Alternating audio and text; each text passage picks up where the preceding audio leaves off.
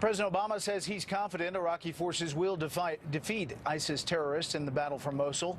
But there is much more to the equation than just winning and losing on the battlefield. Correspondent Kevin Cork explains tonight from the White House.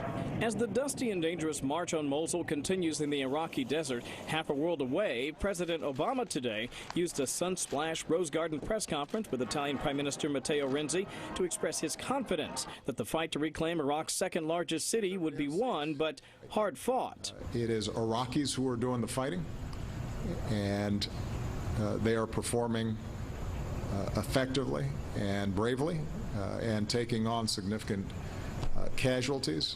There will be ups and downs in this process, but my expectation is that ultimately it will be successful.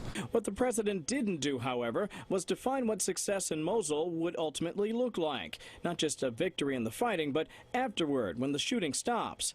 Experts say the so-called Obama Doctrine, the belief that aiding other countries militarily rather than leading the fight, faces perhaps its greatest test yet in Mosul. And this will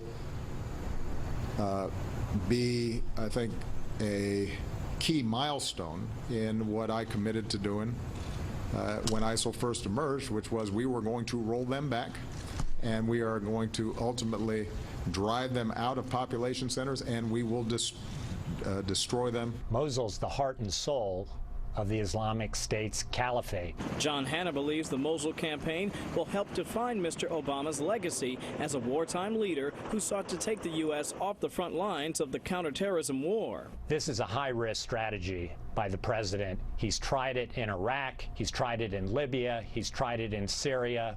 What we've been left with is chaos and disaster. Indeed, the Obama Doctrine has already failed once in training Iraqi troops. After $25 billion in aid and nearly a decade of training, the Iraqis tucked tail and ran from advancing ISIS militants back in 2014. A sobering reminder of the difference between the theory and the practice of war. If he now tries it again in Iraq and leaves, I fear we'll only be back in the Middle East again at higher risk and higher cost to the American people. A shifting White House policy shrouded in the fog of war, with consequences that soon will be clear for all to see.